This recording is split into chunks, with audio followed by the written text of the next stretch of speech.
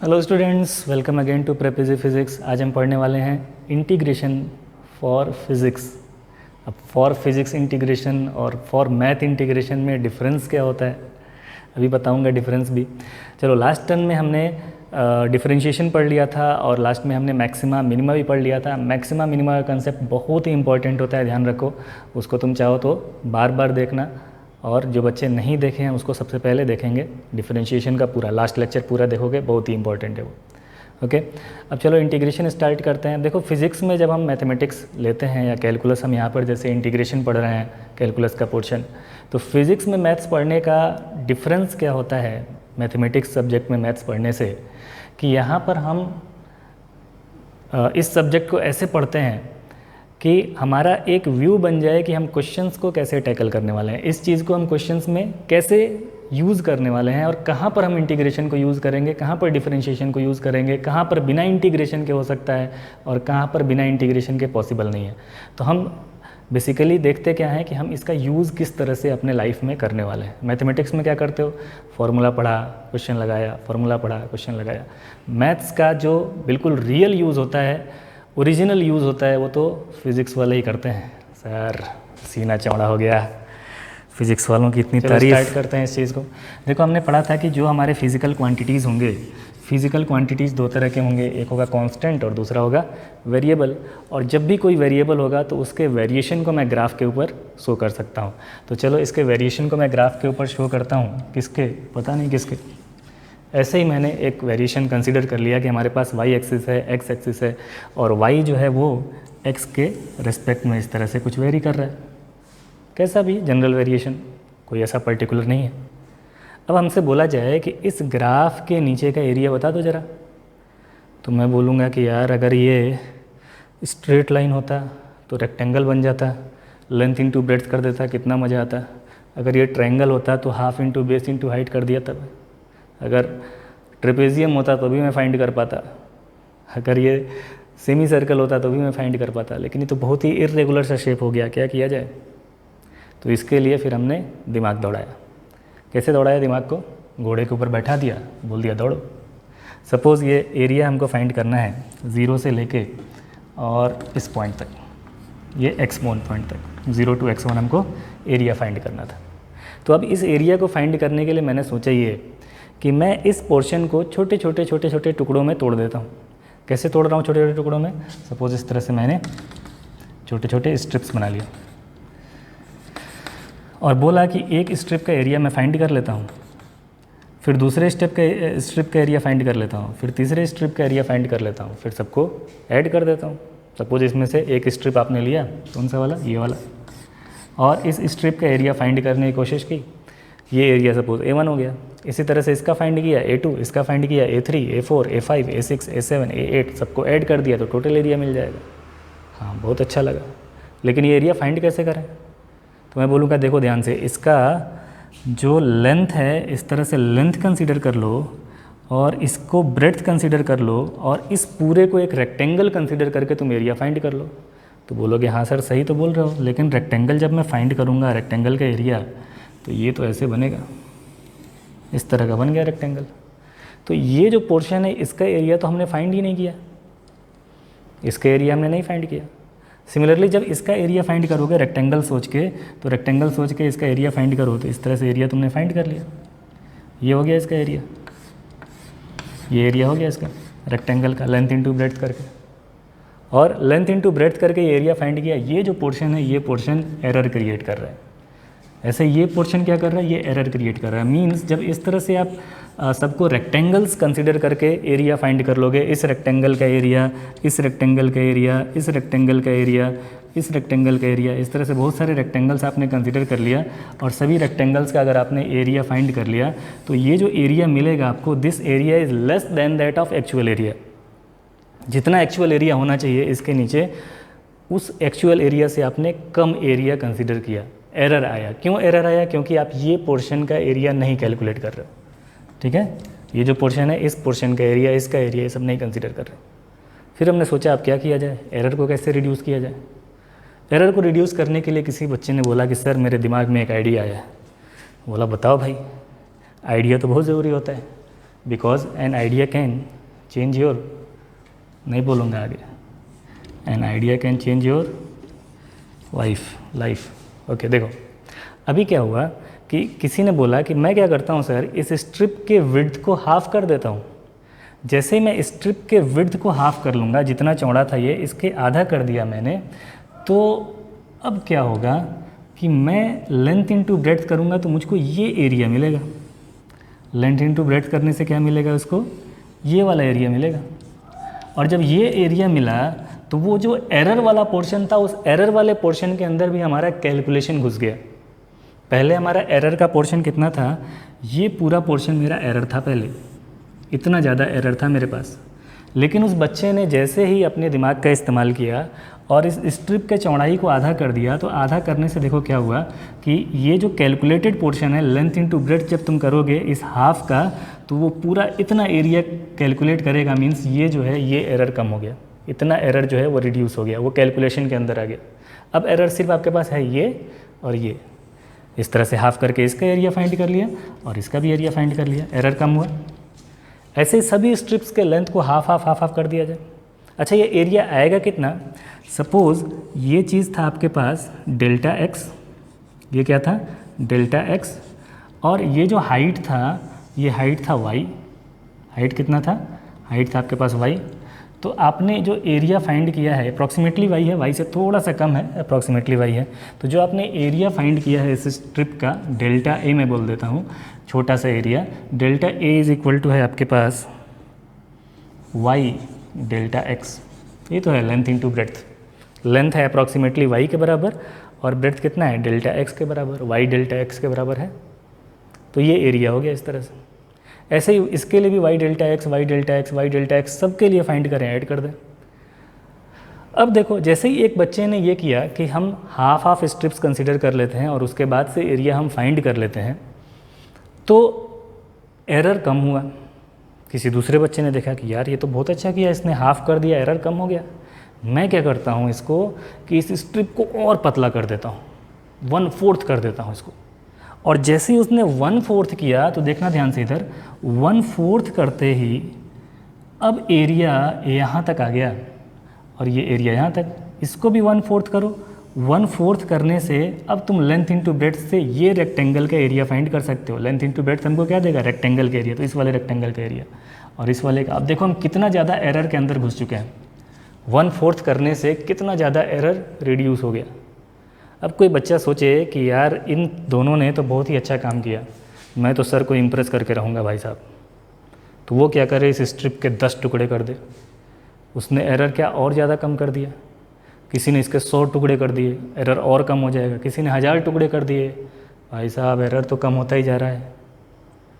अब सर ने सोचा कि मेरे बच्चे इतने सारे टुकड़े कर रहे हैं, तो क्यों ना मैं 1 करोड़ टुकड़े कर दूं, मैं तो सर हूं।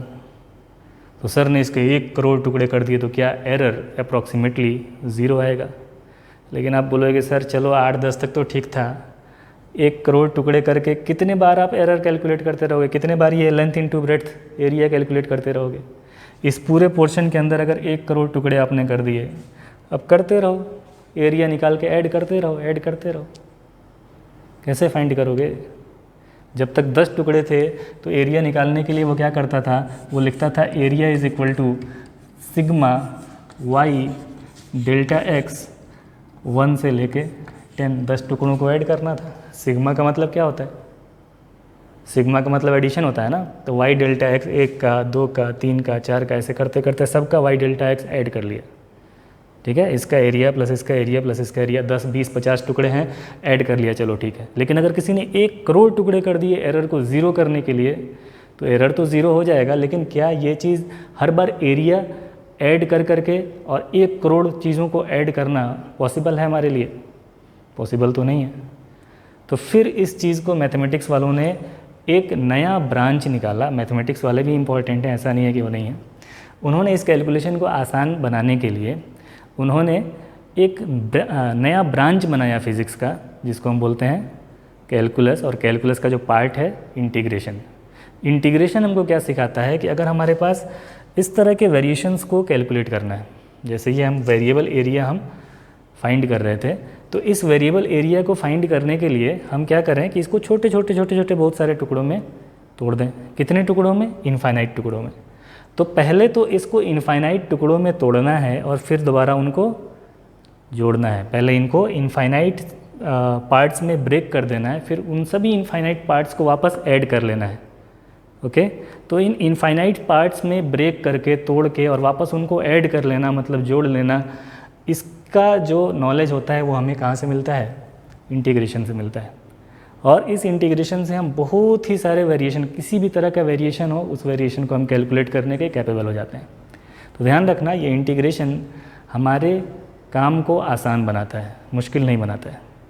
मुश्किल तो तब होता है जब मुझे 1 करोड़ टुकड़ों को, 1 करोड़ टुकड़ों को क्या करना होता, टुकड़े जानते हो ना, पार्ट्स को, 1 करोड़ पार्ट्स को हमें ऐड करना होता, तब वो मुश्किल काम होता। ठीक है, लेकिन इंटीग्रेशन उसको आसान बनाएगा। तो हम क्या करेंगे, अगर इसका एरर आपको रिड्यूस करना है, क्या लिखोगे? To reduce the error, to reduce the error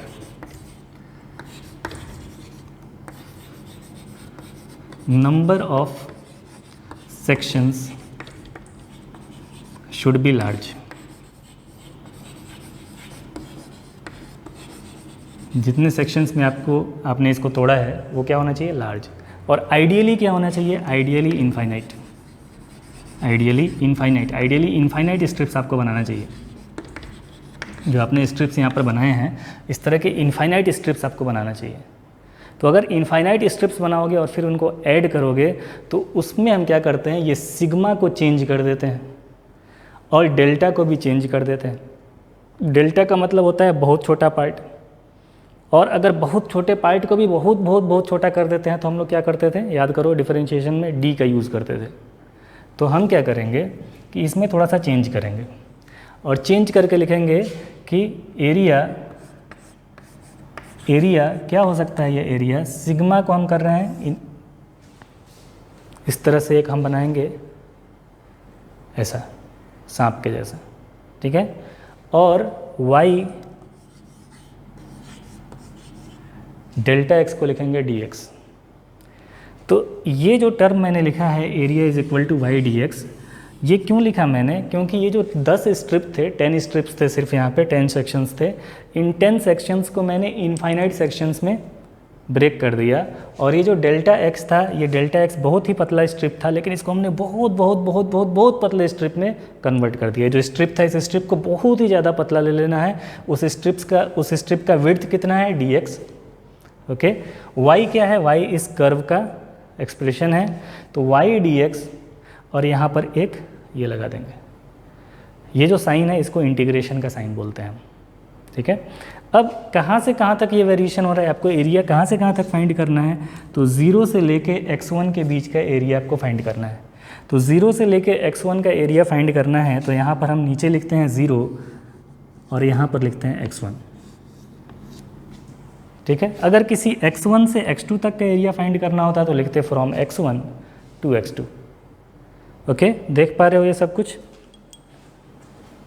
everything is visible. तो ये हो गया आपके पास रिप्रेजेंटेशन इंटीग्रेशन का। अभी हमने इसको फाइंड करना नहीं सीखा है। मैथमेटिक्स हमको बताएगा कि इस चीज़ को हम फाइंड कैसे करेंगे, कैलकुलेट कैसे करेंगे, उसके लिए फॉर्मूले होंगे हमारे पास, जिस तरह से डिफरेंशिएशन में होते थे। अभी हमने ये पढ़ लिया कि इंटीग्रेशन आया कहाँ से, इंटीग्रेशन का काम क्या है। तो इंटीग्रेशन के 2 काम, पहले ये लिख लोगे, स्क्रीन पॉज करो, लिख लो। लिखने के बाद से देखो इंटीग्रेशन के क्या क्या काम है। इंटीग्रेशन के 2 काम हैं, लिख लेना अपने लैंग्वेज में, मैं बोल रहा हूँ, सुनना ध्यान से। इंटीग्रेशन करता क्या है? What does integration do? लिखो, इसको लिखने के बाद से लिखो what does integration do, what does integration do. Integration करता क्या है, ठीक है, ये एक बड़ा क्वेश्चन है हमारे लिए। इंटीग्रेशन करता क्या है, ऐसे डिफरेंशिएशन करता क्या है, वो भी हमारे लिए क्वेश्चन है। लास्ट टाइम पे हमने देखा था डिफरेंशिएशन क्या करता है। डिफरेंशिएशन हमको रेट ऑफ चेंज बताता है। डिफरेंशिएशन हमको किसी कर्व के टेंजेंट का स्लोप बताता है, अगर पॉइंट वहाँ पर पुट कर दिया जाए तो, है ना। तो वो डिफरेंशिएशन का काम था। इंटीग्रेशन का काम क्या है? देखो, इंटीग्रेशन हमको किसी भी चीज़ को, कोई भी अगर ऑब्जेक्ट है, कोई भी वेरिएशन है, तो क्या करता है, ये उसको इनफाइनाइट पार्ट्स में ब्रेक करता है और फिर वापस उनको ऐड कर लेता है। ठीक है, तो लिखो इस चीज़ को। इंटीग्रेशन क्या करता है, पहला काम, दो काम ये भी करेगा। फर्स्ट क्या करेगा, इट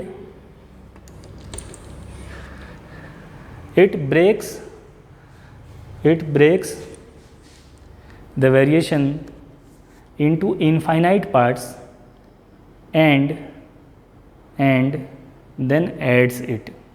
इनफाइनाइट पार्ट में इसको तोड़ लेता है। हिंदी में अगर लिखना चाहते हो तो हिंदी में लिख लो, अगर कोई हिंदी समझने वाला है तो। इंटीग्रेशन क्या करता है, वो इसको इनफाइनाइट पार्ट में ब्रेक करता है, फिर वापस उसको ऐड कर लेता है। ओके, और दूसरा एक चीज़ और देखो, हम यहाँ पर बेसिकली फाइंड क्या कर रहे थे, हम यहाँ फाइंड कर रहे थे एरिया ही तो फाइंड करते करते हम ये सब कुछ कर लिए। यहाँ पे क्या लिखा हुआ है, ए लिखा हुआ है। तो इंटीग्रेशन एक और चीज़ बताता है, तो लिखो नंबर 2। इंटीग्रेशन और क्या बताता है, नंबर 2। इंटीग्रेशन ऐसे लिखना, ऐसे लिखो, चलो यहाँ पर देख के लिखो, नंबर 2 ऐसे लिखो, integration from x1 to x2 y dx। Okay, लिख लो इसको। Integration from x1 to x2 y dx represents the area under yx curve, represents the area under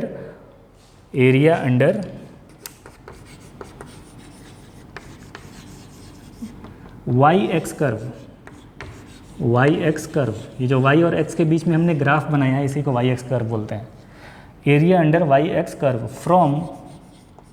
from अब नीचे वाला देखो, नीचे क्या लिखा हुआ है, x1, तो फ्रॉम x1 टू ऊपर देखो क्या लिखा हुआ है, x2। ठीक है, तो इंटीग्रेशन दो चीज़ करता है, दो काम करता है हमारे लिए। पहले तो किसी भी चीज़ को इनफाइनाइट टुकड़ों में तोड़ के और वापस उसको ऐड कर सकता है, और दूसरा करता है कि ये किसी भी, अगर हमने ऐसे लिखा हुआ है integration from x1 to x2 y dx, तो yx कर्व के नीचे का एरिया बताएगा, कहाँ से कहाँ तक, x1 से लेके x2 तक। ठीक है, अब मैं आपको बताता हूँ कि पहले इसको पढ़ते कैसे हैं और फिर इसको करते कैसे हैं, है ना। जल्दी से लिख लो, ये सब चीज़ें लिख लिया सबने। नेक्स्ट देखो, इंटीग्रेशन में हम किसी भी चीज़ को इस तरह से रिप्रेजेंट करते हैं। इसके मैथमेटिक्स के ऊपर आ जाते हैं, सीख लेते हैं कैसे करना है। एप्लीकेशन जैसे जैसे करते जाएंगे हम लोग, आप लोगों को ये इंटीग्रेशन और ज़्यादा क्लियर होते जाएगा। आपके सिलेबस में थोड़ा सा तो अभी आ जाएगा, और बाकी बहुत ही ज़्यादा इंटीग्रेशन आपका सेंटर ऑफ मास से आना शुरू होता है ना। तो देखो, इस तरह से इंटीग्रेशन में अगर कहीं पे कुछ लिखा हुआ है तो इसको पढ़ोगे कैसे, पढ़ना ज़रूरी है, याद कैसे करोगे किसी चीज़ को। ये इसको ऐसे पढ़ा जाता है, इंटीग्रेशन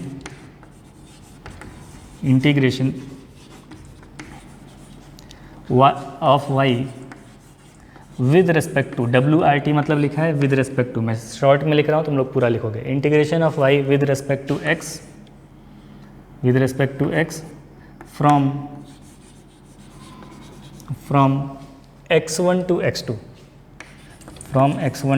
x2, इस तरह से पढ़ा जाता है इसको। ओके, यहाँ पर x1 जो है, x1 को हम बोलते हैं लोअर लिमिट,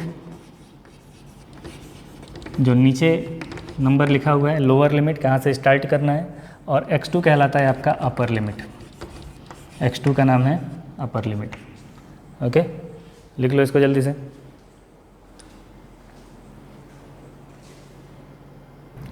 नेक्स्ट देखो, इंटीग्रेशन के फॉर्मूले देखते हैं हम, इंटीग्रेशन करेंगे कैसे। ओके, तो इंटीग्रेशन के ये फॉर्मूले हैं, इनको याद करना बहुत ही ज़्यादा इजी है अगर आपको डिफरेंशिएशन के फॉर्मूले याद हैं, है ना। डिफरेंशिएशन के फॉर्मूले क्या होते थे, डिफरेंशिएशन के फॉर्मूले आपके होते थे कि साइन x का डिफरेंशिएशन कॉस x। क्या पढ़ा था हमने, साइन x का डिफरेंशिएशन क्या होगा, x के रेस्पेक्ट में dd x साइन x क्या होता था, ये कॉस x होता था। तो मैं बोल रहा हूँ कि साइन x का डिफरेंशिएशन अगर कॉस x हो रहा है तो कॉस x का इंटीग्रेशन साइन x। अगर किसी रिजल्ट तक आप डिफरेंशिएट करके पहुंचते हो तो इंटीग्रेट करके वापस आप इनिशियल रिजल्ट तक पहुंच सकते हो। तो ऐसे समझ लो कि कैलकुलेशन वाइज डिफरेंशिएशन इंटीग्रेशन का उल्टा है और इंटीग्रेशन डिफरेंशिएशन का उल्टा है, कैलकुलेशन वाइज, कंसेप्ट वाइज नहीं, है ना। तो कैलकुलेशन वाइज देखा जाए कि साइन एक्स का डिफरेंशिएशन कॉस एक्स, तो कॉस एक्स का इंटीग्रेशन साइन एक्स। देखो जरा, कॉस एक्स का इंटीग्रेशन साइन एक्स, है ना। ऐसे हमने देखा था कि कॉस एक्स का डिफरेंशिएशन क्या होता है, minus sine x. Cos X का डिफरेंशिएशन माइनस साइन एक्स था, है ना। तो माइनस साइन एक्स का इंटीग्रेशन कॉस एक्स होना चाहिए, या साइन एक्स का इंटीग्रेशन माइनस कॉस एक्स होना चाहिए। एक माइनस साइन आ रहा है ना, तो कॉस एक्स को डिफरेंशिएट किया, साइन एक्स मिला, तो माइनस साइन एक्स को डिफरेंशिएट करोगे तो कॉस एक्स मिलेगा, और अगर साइन एक्स को डिफरेंशिएट कर दोगे तो साइन एक्स को अगर इंटीग्रेट कर दोगे तो माइनस कॉस एक्स। इसको साइन एक्स को अगर मैं इंटीग्रेट कर दूं तो क्या आएगा, माइनस कॉस एक्स। उल्टा है फॉर्मूला, ठीक है, उसके उल्टा है। तो देखो यहाँ पर ध्यान से, साइन एक्स का डिफरेंशिएशन तो कॉस एक्स होता है, लेकिन साइन एक्स का इंटीग्रेशन माइनस कॉस एक्स होता है, इस वजह से। ओके, ऐसे ही कॉस एक्स का डिफरेंशिएशन तो माइनस साइन एक्स होता है, लेकिन कॉस एक्स का इंटीग्रेशन साइन एक्स होता है, पॉजिटिव। ऐसे ही टेन एक्स का डिफरेंशिएशन क्या था, सेक स्क्वायर एक्स, तो सेक स्क्वायर एक्स का integration tan X. Cot x का differentiation minus cosec square x, उल्टा देखो कोसेक स्क्वायर एक्स का इंटीग्रेशन माइनस कॉट एक्स, है ना। ऐसे ही लॉग एक्स का डिफरेंशिएशन 1/x, तो 1/x का इंटीग्रेशन लॉग एक्स। इसको डिफरेंशिएट करो तो ये मिलेगा, इंटीग्रेट करो तो ये मिलेगा, उल्टा। ई पावर एक्स का डिफरेंशिएशन ई पावर एक्स, तो ई पावर एक्स का इंटीग्रेशन भी ई पावर एक्स। ओके, तो बिल्कुल उसके उल्टे उल्टे फॉर्मूले हैं, ये टेबल बना लोगे और लिख लोगे। ओके, पॉज करो स्क्रीन, टेबल बना के लिख लो। अब चलो इस वाले फॉर्मूले को थोड़ा सा अच्छे से समझते हैं, क्या ये भी उल्टा है पहले वाले का या नहीं है ना। तो ये भी उल्टा है, ध्यान से देखोगे कभी तो दिखाई देगा, ये भी उल्टा है। क्या पढ़ा था हमने, D D X X raise to power N, X raise to power N का डिफरेंशिएशन क्या मिलता था, N X raise to power N minus 1 मिलता था ना। लेकिन अगर सोचो कि हम X raise to power N plus 1 का डिफरेंशिएशन करते, इसका डिफरेंशिएशन करते, तब क्या मिलता मुझे, तब मुझे मिलता पावर जो लिखा है उसको यहाँ पर लिख लेते और पावर में एक डिक्रीज़ कर लेते। तो n प्लस 1 में एक डिक्रीज़ करोगे तो क्या आ जाएगा, n X raise to power n plus 1 का डिफरेंशिएशन। ये जो भी पावर होता है, पावर को पहले लिख लेते हैं और पावर में एक डिक्रीज़ कर लेते हैं। तो पावर को पहले लिख लिया और इसमें एक डिक्रीज़ कर दिया। अब यहाँ से देखो इसका डिफरेंशिएशन तो ये है, अब इंटीग्रेशन करें अगर इसका, इस पूरे टर्म का इंटीग्रेशन करें तो क्या आएगा मेरे पास, x raise to power n plus 1, और इसमें से इस कांस्टेंट को यहाँ पर अगर डिवाइड करते हैं तो x raise to power n का इंटीग्रेशन क्या हो जाएगा, x raise to power n plus 1 divided by n plus 1। Okay, तो ये वाला फॉर्मूला भी उल्टा ही है इस वाले के, लेकिन क्लियरली हमको दिखाई नहीं दे पाता। इसको हमने थोड़ा सा मॉडिफाई कर लिया है, क्योंकि अगर हम इसको लिखते x raise to power n minus 1 का इंटीग्रेशन तो वो फार्मूले के जैसा नहीं दिखता। तो हमने सोचा कि पावर एक बढ़ा लेते हैं ताकि हमें एक सीधा सा फार्मूला दिखे कि x raise to power n का इंटीग्रेशन क्या होगा। तो उससे बच्चे एक्स स्क्वायर का इंटीग्रेशन फाइंड कर लें, एक्स रेज टू पावर 10 का इंटीग्रेशन फाइंड कर लें, तो डायरेक्टली वो पावर को n से कंपेयर कर सकें। इसलिए इसको थोड़ा सा फार्मूले को मॉडिफाई किया गया है। तो x raise to power n plus 1 का इंटीग्रेशन ये है आपके पास, sorry x raise to power n का इंटीग्रेशन ये है, x raise to power n plus 1 divided by n plus 1। अब चलो इन फार्मूलों को यूज़ करना सीखते हैं। तो सबसे पहले मैं स्टार्ट कर रहा हूँ कांस्टेंट से। अगर मुझे कांस्टेंट से स्टार्ट करना हो तो मैं क्या करूँगा, और इन फार्मूलों को लिखते कैसे हैं ये भी समझ लेना है। अभी तो मैंने टेबल के फॉर्म में लिख लिया है कि अगर f(x) ये है तो इसका f(x) का इंटीग्रेशन ये होगा। इसको लिखते कैसे हैं, इसको लिखोगे ऐसे कि इंटीग्रेशन, अगर हमें इसको इलेबोरेट करके लिखना है ऐसे लिखोगे, integration sine x d x. ठीक है, क्या लिखा है मैंने, f(x) dx। ये क्या बताता है, साइन एक्स का integration with respect to x। ये जो dx है, dx बताता है विद रिस्पेक्ट टू x। ये कुछ बता रहा है, ये कुछ मल्टीप्लाई नहीं है। ऐसा नहीं है कि मैं साइन एक्स में dx से मल्टीप्लाई कर रहा हूँ। ये रिप्रेजेंटेशन है integration of sine x with respect to x। तो integration of sine x with respect to x क्या होता है, देखो यहाँ पे integration of sine x with respect to x क्या है, minus cos x is equal to minus cos x. ठीक है, इस तरह से फॉर्मूले लिखते हैं हम लोग। ऐसे मैं लिखूँ integration of 1/x with respect to x के लिए dx। Integration 1/x dx is equal to क्या आ जाएगा, log x बेस e। इसको हम ln x भी बोलते हैं, इसी को हम ln x भी बोलते हैं। नेचुरल बेस है ये, इसको नेचुरल log ln x या log x base e both are same. कहीं पे ln x आ जाए तो देख के डरना नहीं है। ओके, तो इस तरह से रिप्रेजेंट किया जाता है। अब चलो इस वाले फॉर्मूले का यूज़ करते हैं जो सबसे ज़्यादा इंपॉर्टेंट है हमारे लिए।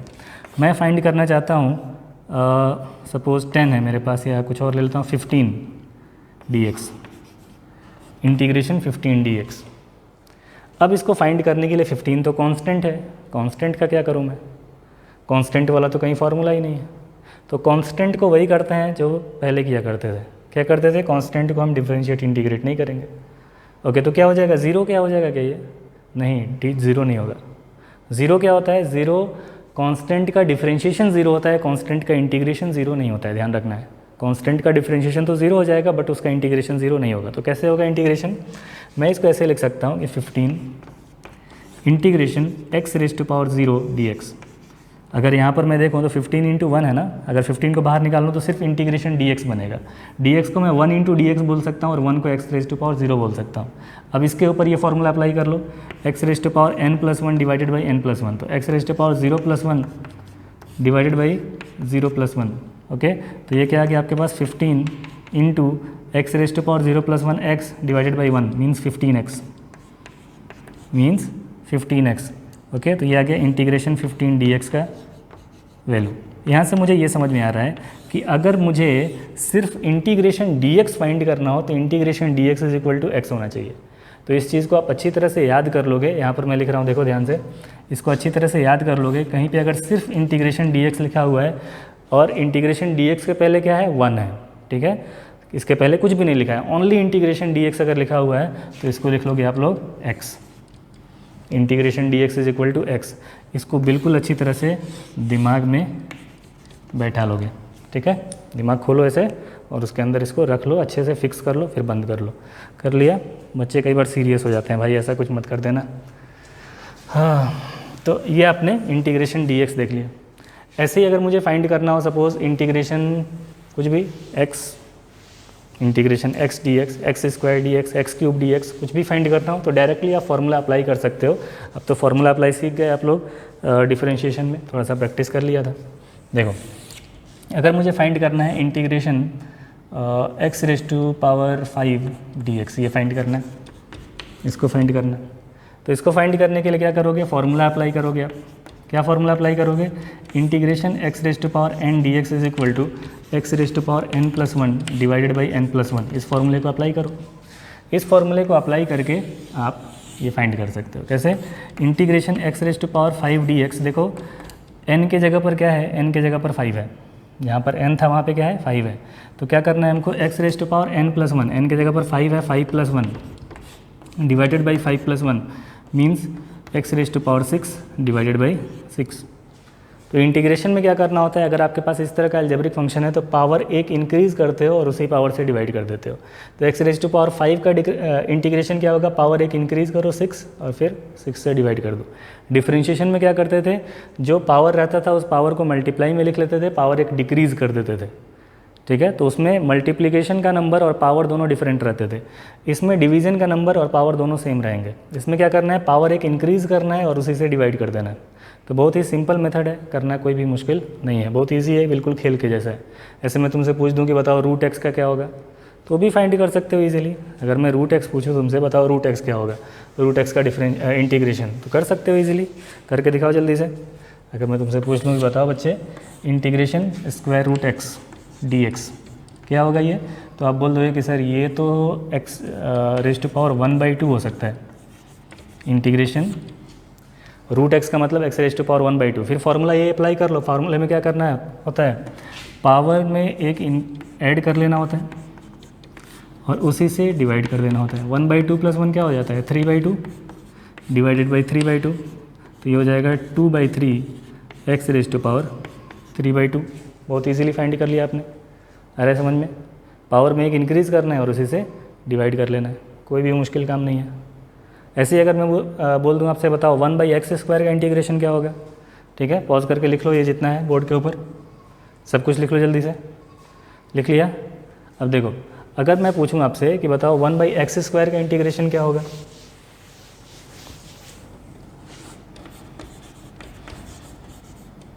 इसका इंटीग्रेशन क्या होगा, तो इसको क्या करोगे, कन्वर्ट कर दोगे x raise to power -2 dx और बोल दोगे कि n के जगह पर तो -2 है। तो क्या करता हूँ मैं, पावर में एक इंक्रीज़ करता हूँ, +1 कर देता हूँ पावर में और उसी चीज़ से डिवाइड कर देता हूँ। पावर में क्या करना है, पावर में +1 कर देना है और उसी से डिवाइड कर लेना है। तो ये हो जाएगा आपके पास x raise to power -1 divided by -1 या -1/x। ओके, इस तरह से कर सकते हो इंटीग्रेशन। अब कई बार बच्चे सोचते हैं कि सर ये तो x -2 का हो गया इंटीग्रेशन, dx का क्या हुआ। अरे भाई dx क्या है, dx तो एक ऑपरेटर है ना, वो क्या बता रहा है हमको, dx हमको कुछ बता रहा है, dx मल्टीप्लाई में नहीं है। dx क्या बता रहा है, with respect to x integrate करो। यहाँ पे dy होता है तो with respect to y integrate करो, यहाँ पे dz होता है तो with respect to z integrate करो। तो ये मल्टीप्लाई में नहीं है। जैसे ही आपने ये काम कर दिया, ये और ये दोनों जुड़े हुए हैं, ठीक है। ये जो है ये इंटीग्रेशन का साइन जो सांप जैसा दिख रहा है, तो ये सांप और ये दोनों जुड़े हुए हैं। ओके, तो चलो इस तरह से आप इंटीग्रेशन कर सकते हो सिंपल मेथड से। ऐसे ही अगर साइन कॉस टेन भी हो तो कर सकते हो। अब इसमें भी वो चीज़ आएगी कि अगर कुछ फंक्शंस सम के फॉर्म में हो, डिफरेंस के फॉर्म में हो, तब क्या करोगे आप? तो सम और डिफरेंस में हम लोग ईजिली जिस तरह से डिफरेंशिएशन में करते थे वैसे ही कर सकते हैं। 1 बाई 1 सभी टर्म्स को 1 बाई 1 हम इंटीग्रेट कर लेंगे। फॉर एग्जांपल सपोज़ आपको कहीं पर दिया हुआ है integrate 2x square plus 10x with respect to x, okay, इस तरह का दिया हुआ है। तो क्या करोगे आप इसको? आप पहले 2x स्क्वायर को इंटीग्रेट कर लो with respect to x, plus यहाँ पर 10x को इंटीग्रेट कर लो विद रिस्पेक्ट टू x। दोनों को 1 बाई 1 कर लेंगे और बीच में अगर प्लस का साइन है तो प्लस लगा देंगे, बीच में अगर माइनस का साइन होता है तो माइनस लगा लेते, है ना। लेकिन मल्टीप्लिकेशन डिवीजन के लिए ये चीज़ वैलिड नहीं है, ओके। मल्टीप्लिकेशन के लिए और डिवीजन के लिए ये चीज़ वैलिड नहीं है, सिर्फ किसके लिए? प्लस माइनस के लिए, जिस तरह से डिफरेंशिएशन में होता था। तो क्या करोगे? देखो यहाँ पे, यहाँ तो 2 कांस्टेंट है, 2 लिख लो यहाँ पे। किसको इंटीग्रेट करोगे? एक्स स्क्वायर को इंटीग्रेट करोगे, ओके। यहाँ पर 10 कांस्टेंट है, लिख लिया। किसको इंटीग्रेट करोगे? एक्स को इंटीग्रेट करोगे, ओके। तो क्या हो जाएगा ये 2 एक्स रेज टू पावर, जो पावर है पावर में +1 कर दो, 2 + 1 डिवाइडेड बाई 2 + 1 प्लस माइनस 10। यहाँ पर x है, पावर में क्या करना है? +1 करना है। अभी पावर कितना है? 1 है, तो पावर में +1 करना है और उसी चीज़ से डिवाइड कर देना है। फिर हो जाएगा आपके पास 2 × x³ divided by 3 plus minus 10 × x² divided by 2, तो ये हो जाएगा 2/3 x³ plus minus 5x², okay. इस तरह से इजीली आप इंटीग्रेट कर सकते हो, प्लस माइनस वाले भी। अब मल्टीप्लिकेशन वालों का क्या करेंगे? ये तो प्लस माइनस वाले हुए। मल्टीप्लिकेशन वालों का क्या करेंगे? तो मल्टीप्लिकेशन के लिए एक अलग से रूल होता है, integration by parts. Integration by parts मैं अभी नहीं बताऊंगा आपको, थोड़ा सा बहुत लेंदी सा होता है, बच्चे थोड़ा सा परेशान हो जाते हैं, तो उसको मैं बाद में बताऊँगा जैसे उसका यूज़ आएगा। और उसका यूज़ आपका मतलब पूरे फिजिक्स में 3-4 बार ही आएगा, बहुत ज़्यादा नहीं आएगा, है ना। तो चलो इसको कर लो, लिख लो जल्दी से इसको। ओके, देखो अभी तक हम जो इंटीग्रेशन कर रहे थे उसमें हमने कहीं भी अपर लिमिट लोअर लिमिट नहीं लगाया था। जैसा कि मैंने आपको स्टार्टिंग में अपर लिमिट लोअर लिमिट बताया था, उस तरह कुछ भी हम यूज़ नहीं कर रहे थे। इस तरह के डिफरेंशिएशन को मैथमेटिक्स वाले बोलते हैं इनडिफिनिट इंटीग्रेशन। और जब अपर लिमिट लोअर लिमिट यहाँ पर लिमिट लगा लिया जाता है, इसके ऊपर नीचे कुछ लिख लिया जाता है, तो यहाँ पे लिख लिया, यहाँ पे लिख लिया, तो उसको बोलते हैं डिफिनिट इंटीग्रेशन। अब इन दोनों में देखो डिफरेंस क्या होता है। जब हमको इनडिफिनिट इंटीग्रेशन करना होता है तो जो भी आंसर आता है उस आंसर के आगे एक कांस्टेंट हमको अप्लाई करना पड़ेगा। जैसे अगर आपने x² को इंटीग्रेट किया तो आप इसको लिखते हो, x² का इंटीग्रेशन लिखोगे आप, पावर में +1 करो, x³ डिवाइडेड बाई 3 प्लस एक कांस्टेंट यहाँ पर अपने मन से लेना पड़ेगा, ठीक है। अब ये कांस्टेंट क्यों आता है इसको समझने की कोशिश करते हैं। ये कांस्टेंट क्यों आता है? जितने भी हमने अभी तक पीछे जितने भी आंसर्स फाइंड किए थे उन सभी आंसर्स के सामने जाके लिख दो क्या? प्लस के प्लस के प्लस के प्लस के, ठीक है। जितने भी अभी क्वेश्चंस किए इनडिफिनिट इंटीग्रेशन के, जहाँ पर लिमिट नहीं थे, अभी किए ना 3-4 क्वेश्चन, तो सबके सामने क्या करोगे? प्लस के कर लोगे, ठीक है। ये बाद में आपको बता रहा हूँ क्योंकि स्टार्टिंग में बताने से बच्चे परेशान हो जाते हैं, इसीलिए मैंने आपको पहले नहीं बताया। पहले ये कैलकुलेशन तो सीख जाओ, फिर इस पर भी आ गए अभी देखो, ओके। तो देखो ये जो कॉन्स्टेंट है ये क्यों आता है ये समझना ज़रूरी है। देखो ज़रा, डिफरेंशिएशन का उल्टा क्या होता है? इंटीग्रेशन। जैसे अगर मैं x² को डिफरेंशिएट करता हूँ, x² को डिफरेंशिएट करूँ तो क्या आ जाएगा मेरे पास? ये आ जाएगा मेरे पास सॉरी 2x आ जाएगा ना, 2x। x² को डिफरेंशिएट करो, पावर यहाँ पे लिख लिया, पावर 1 डिक्रीज़ कर लिया। अब क्या करो? x² को डिफरेंशिएट करके तो 2x मिला। अब जरा 2x को इंटीग्रेट करो, 2x को इंटीग्रेट करने से क्या मिलेगा? 2x dx लिखना पड़ेगा ना हमको, तो क्या मिलेगा? 2 तो कांस्टेंट है, इंटीग्रेशन x dx, x के पावर में 1 इंक्रीज़ कर लोगे और उसी पावर से डिवाइड कर लोगे, तो ये 1 + 1 क्या हो गया? 2, 2 से 2 कैंसिल हो गया, क्या आ गया? x²। बहुत अच्छा होगा भाई, बिल्कुल सही चीज़ आ रहा है कि हमने x² को डिफरेंशिएट किया तो 2x मिला और 2x को इंटीग्रेट किया तो वापस क्या मिल गया मुझे? x²। अच्छा, अब मैं ऐसा करता हूँ, देखो ध्यान से इधर, अब मैं x² को नहीं डिफरेंशिएट कर रहा हूँ, अब मैं किसी और को डिफरेंशिएट कर रहा हूँ। किसको? मैं डिफरेंशिएट कर रहा हूँ x² + 5 को, इसको डिफरेंशिएट कर रहा हूँ, जब मैं एक्स स्क्वायर प्लस 5 को डिफरेंशिएट करूँगा तो एक्स स्क्वायर का तो डिफरेंशिएशन हो जाएगा 2x और 5 कांस्टेंट है, कांस्टेंट का डिफरेंशिएशन 0, तो आंसर है मेरे पास 2x। अगेन फिर से आंसर कितना आ गया 2x। अगर मैं एक्स स्क्वायर को डिफरेंशिएट करूँ तो 2x आता है। अगर मैं एक्स स्क्वायर प्लस 5 को डिफरेंशिएट करता हूँ तो भी 2x आ जाता है, क्योंकि एक्स स्क्वायर का तो डिफरेंशिएशन 2x हो गया और कांस्टेंट का डिफरेंशिएशन 0 हो गया, तो अगेन 2x आ गया। अब जरा 2x को मैं इंटीग्रेट करूँ, 2x को मैं इंटीग्रेट करूँगा तो मेरे पास आंसर आ जाएगा, देखो वहाँ पे 2x को इंटीग्रेट किया मैंने एक्स स्क्वायर, 2x को इंटीग्रेट करने से आंसर आ गया मेरे पास एक्स स्क्वायर। तो यहाँ पर तो ये चीज़ सही था कि एक्स स्क्वायर को डिफरेंशिएट किया तो 2x और 2x को इंटीग्रेट किया तो एक्स स्क्वायर, बहुत अच्छा लग रहा था। लेकिन यहाँ पर एक्स स्क्वायर प्लस 5 को डिफरेंशिएट किया तो 2x और 2x को इंटीग्रेट किया वापस, ये जो आंसर आया डिफरेंशिएट करने के बाद इसको वापस इंटीग्रेट करके ये आना चाहिए था, लेकिन ये नहीं आया, सिर्फ एक्स स्क्वायर आया, सिर्फ इतना टर्म आया, इसके बाद वाला टर्म नहीं आया। ऐसे ही अगर एक्स स्क्वायर 5 प्लस 5 के जगह पे एक्स स्क्वायर प्लस 10 लिखा होता तो भी 10 का डिफरेंशिएशन 0 और यहाँ पर 10 नहीं आता। यहाँ 20 लिखा होता तो भी 20 का डिफरेंशिएशन 0 और यहाँ पर 20 नहीं आता। तो यहाँ पर एक एरर आ रहा है, जिस तरह से इस यहाँ पर डिफरेंशिएट करने के बाद से कुछ मिला, इंटीग्रेट करके वापस आ गया, यहाँ पर वो चीज़ नहीं आ रहा है। क्यों नहीं आ रहा है? क्योंकि यहाँ पर प्लस माइनस में कुछ कांस्टेंट हो सकता है, और प्लस माइनस में अगर कोई कांस्टेंट है तो उसका इफेक्ट 0 हो जाता है, क्योंकि डिफरेंशिएशन तो कांस्टेंट का 0 होता है। तो यहाँ पर मुझे समझ में आ रहा है कि जब भी मैं इंटीग्रेट करके इस चीज़ को अगर मैं इंटीग्रेट करके लिखूंगा तो मैं बोलूँगा एक तो एक्स स्क्वायर आएगा प्लस कोई कांस्टेंट भी हो सकता है जो डिफरेंशिएट करते टाइम क्या हो चुका होगा, 0 हो गया होगा। जब मैं इसको इंटीग्रेट कर रहा हूँ तो एक्स स्क्वायर तो आना चाहिए, एक्स स्क्वायर आना चाहिए, और इसके प्लस माइनस में कोई कांस्टेंट भी हो सकता है, उस कांस्टेंट को डिफरेंशिएट जब किया होगा तो 0 आ गया होगा, इसीलिए मैं उस चीज़ को वापस पा नहीं पा रहा हूँ। यहाँ पर अगर उसका इफेक्ट आया होता तो इंटीग्रेट करने के बाद वापस मुझे मिल गया होता, लेकिन इसका इफेक्ट आया ही नहीं, ये तो 0 हो गया, तो इसीलिए वो चीज़ मुझे नहीं मिल पा रहा है।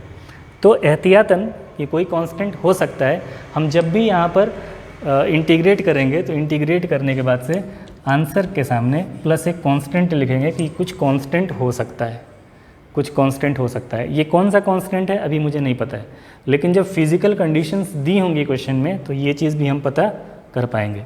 तो जब भी हम लोग डिफरेंशिएट करेंगे विदाउट लिमिट वाली चीज़ें, तो वहाँ पर जो भी आंसर आएगा आंसर के बाद प्लस एक कांस्टेंट हमको लिखना होता है, ठीक है। तो ये चीज़ बच्चों को कभी कभी थोड़ा सा परेशान करती है, इसलिए मैंने आपको बता दिया कांस्टेंट आता है और कांस्टेंट क्यों आता है।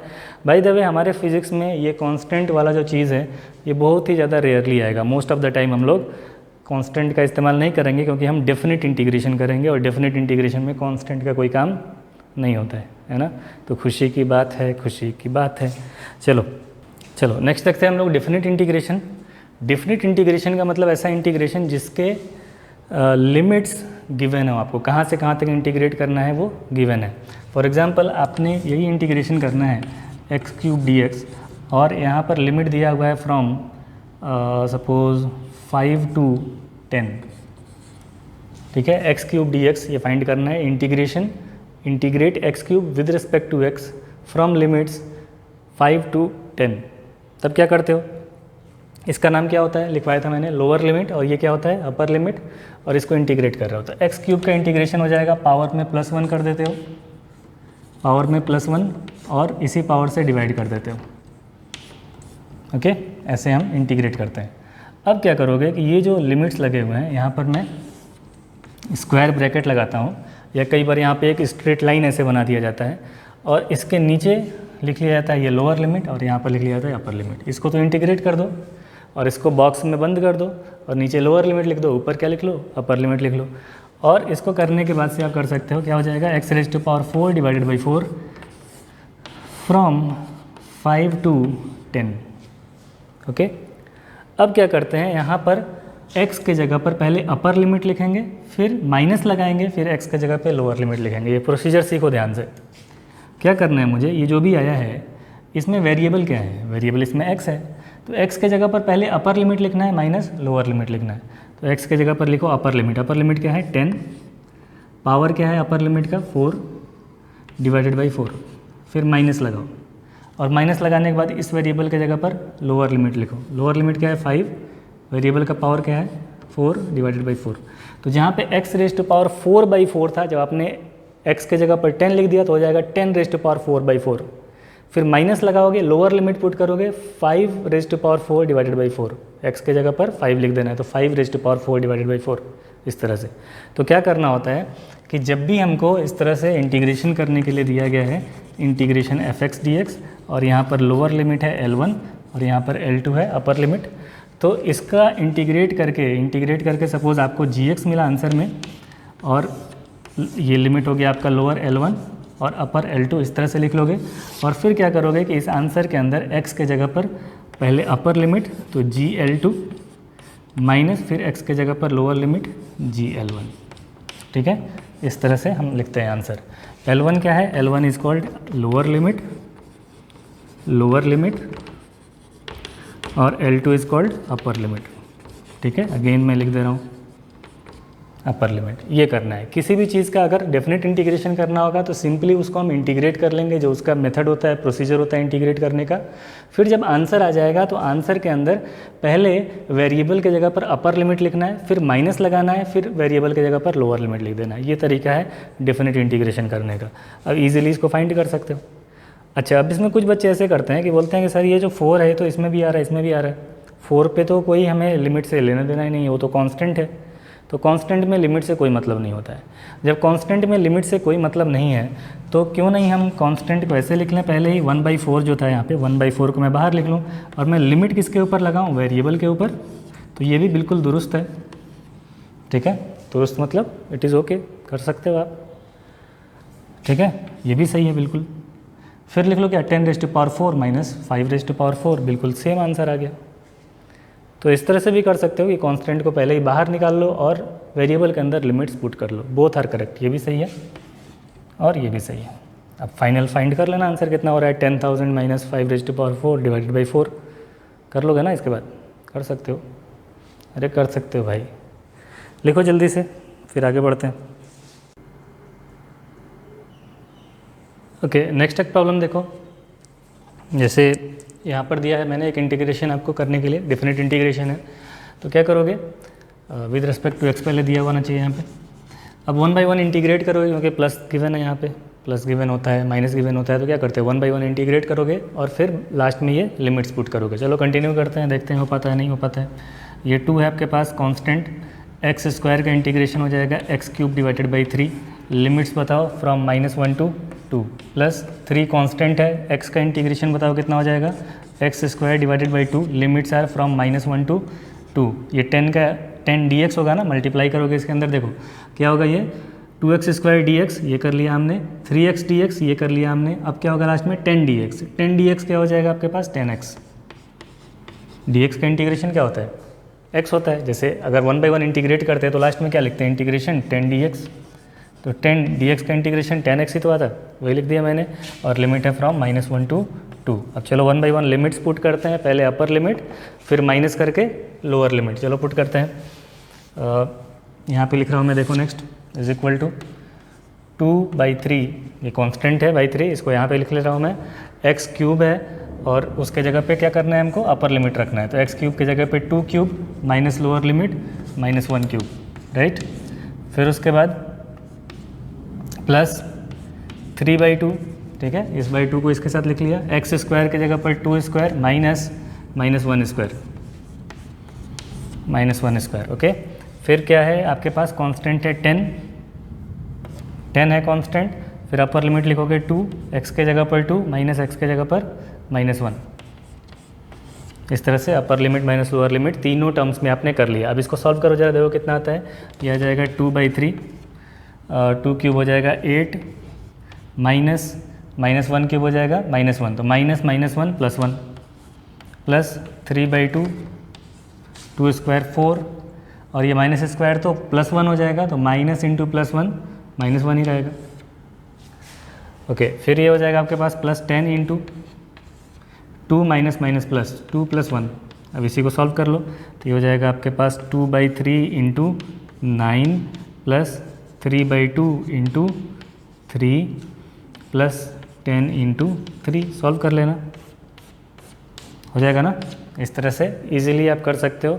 1 बाई 1 इंटीग्रेट कर दोगे क्योंकि प्लस से सेपरेटेड है। इंटीग्रेट करने के बाद सबके ऊपर यही सेम लिमिट आप अप्लाई कर दोगे। इस तरह से प्रॉब्लम्स थोड़े से अगर एक्सपेंडेड फॉर्म में है तो भी आप लोग कर सकते हो। लिख लो जल्दी से इसको भी। नेक्स्ट इंटीग्रेशन देखो, मैंने लिया है sine theta with respect to theta. यहाँ पर जो डी के साथ लिखा रहता है ये वेरिएबल बताता है, तो हमें ये क्या बता रहा है, वेरिएबल थीटा के रिस्पेक्ट में हमें इंटीग्रेट करना है। 0 to पाई ये लिमिट है, ये इंटीग्रेशन करना है हमको। चलो ट्राई करते हैं इसको। तो सबसे पहले क्या करेंगे, साइन थीटा का इंटीग्रेशन कर लेंगे। साइन थीटा का इंटीग्रेशन क्या होता है, माइनस कॉस थीटा। अब लिमिट्स अप्लाई कर दो। लिमिट्स क्या है, फ्रॉम 0 to पाई। एक बार अपर लिमिट लिखोगे फिर लोअर लिमिट लिखोगे। अब देखो यहाँ पर माइनस आ गया है, तो क्या करो, इस माइनस को सोचो कि यहाँ पर -1 लिखा हुआ है और -1 कांस्टेंट यहाँ पर लिख लो। फिर हो जाएगा तुम्हारे पास कॉस थीटा। अब ये लिमिट्स पुट करना बाद में 0 to पाई, तो क्या आएगा ये -1 into cos pi minus cos 0। तो ये आएगा आपके पास -1 कॉस पाई कितना होता है, cos pi is equal to होता है -1 माइनस कॉस 0 की वैल्यू क्या होती है 1। तो -1 -2 इंटू -1 +2 ये आपका आंसर आ गया। ओके, इस तरह से इजीली ट्रिग्नोमेट्रिक फंक्शन के भी क्वेश्चंस आप लोग कर सकते हो विद लिमिट्स। अच्छा, ये जो इस तरह का आ जाए कभी अगर कि इंटीग्रेट करने के बाद लिमिट पुट करने से पहले अगर नेगेटिव साइन आ जाता है, तो इसके लिए एक शॉर्ट ट्रिक भी होता है, मैं आपको बता दे रहा हूँ। शॉर्टकट फार्मूला एक है। तो ये शॉर्ट फार्मूला कैसे आप इस्तेमाल कर सकते हो कि जब भी इंटीग्रेट करने के बाद से सपोज आपके पास ये gx जो है ये नेगेटिव है, अगर ये नेगेटिव है और यहाँ पर लिमिट है लोअर लिमिट L1 और अपर लिमिट L2, तो आप upper limit minus lower limit करने की जगह पर जब भी नेगेटिव आ जाए तो इस नेगेटिव साइन को भूल जाना और क्या लिख लेना, lower limit minus upper limit. ठीक है, क्या करोगे जब भी नेगेटिव आ जाए, जैसे यहाँ पर नेगेटिव आ गया कॉस थीटा की जगह पर माइनस कॉस थीटा, तो क्या किया था हमने यहाँ पर -1 इस तरह से लिखा था, फिर बाद में -1 से मल्टीप्लाई किया था। ये पूरा -1 वाला काम करने से अच्छा आपके लिए ये रहेगा कि आप अपर माइनस लोअर जो हमारा रूल होता था उस रूल को उल्टा कर दो इस नेगेटिव के लिए। इस नेगेटिव को भूल जाओ और क्या कर दो, लोअर माइनस अपर कर दो, रूल को उल्टा कर दो। चलो देखते हैं यहाँ पर जरा कैसे हो सकता है ये। तो इस चीज़ को क्या कर सकते थे आप कि इस नेगेटिव साइन को भूल जाते और रूल उल्टा कर देते, लिख लेते आप cos lower limit cos 0 minus upper limit cos pi. Okay, तो cos 0 माइनस कॉस पाई ये हो गया होता, cos 0 की वैल्यू हो जाती है आपके पास 1 माइनस कॉस पाई की value -1, 1 minus -1 is equal to 2। तो इस तरह से भी कर सकते थे। तो ये पूरा नेगेटिव वाला जो चक्कर है इससे बच जाओगे। लिख लो जल्दी से, और ये शॉर्ट ट्रिक भी लिख लेना, बहुत बार ये इस्तेमाल में आता है हमारे, बहुत फ़ायदे की चीज़ है ये। नेक्स्ट एग्जाम्पल देखो, अगर साइन थीटा की जगह पर साइन 2 थीटा दिया होता तब क्या करते, साइन थीटा नहीं दिया हुआ है, क्या दिया हुआ है इस पर, साइन 2 थीटा दिया हुआ है, साइन थीटा बाई 2 दिया हुआ है ना, साइन 3 थीटा दिया हुआ है। इस तरह की चीज़ें कि थीटा के रेस्पेक्ट में तो इंटीग्रेट करना है, लेकिन यहाँ पर कुछ और दिया हुआ है। अगर ये इंटीग्रेशन साइन थीटा होता तब तो आप इजीली कर पाते, साइन 2 थीटा हो गया, अब क्या किया जाए। ठीक है, देखो यहाँ पे मैंने लिमिट्स नहीं लिखा है, लिमिट्स आप बाद में लगा सकते हो। लिमिट्स का इफेक्ट क्या आता है, बस अपर माइनस लोअर लास्ट में कर देते हो और कोई फ़र्क नहीं है। तो देखो इस तरह के इंटीग्रेशन को करने के लिए एक होता है हमारे पास सब्सटीट्यूशन मेथड, तो उसमें हमें प्रॉपर सब्सटीट्यूट ढूंढना पड़ता है। तो यहाँ पर मैं क्या कर रहा हूँ, ये जो 2 थीटा है, इस 2 थीटा को मैं कंसिडर कर ले रहा हूँ, सब्सटीट्यूट कर दे रहा हूँ मैं। Let 2 theta is equal to suppose t, ऐसे कर लिया। अगर 2 थीटा को मैंने t कंसिडर कर लिया है, अब क्या करो, differentiate both sides, differentiate both sides.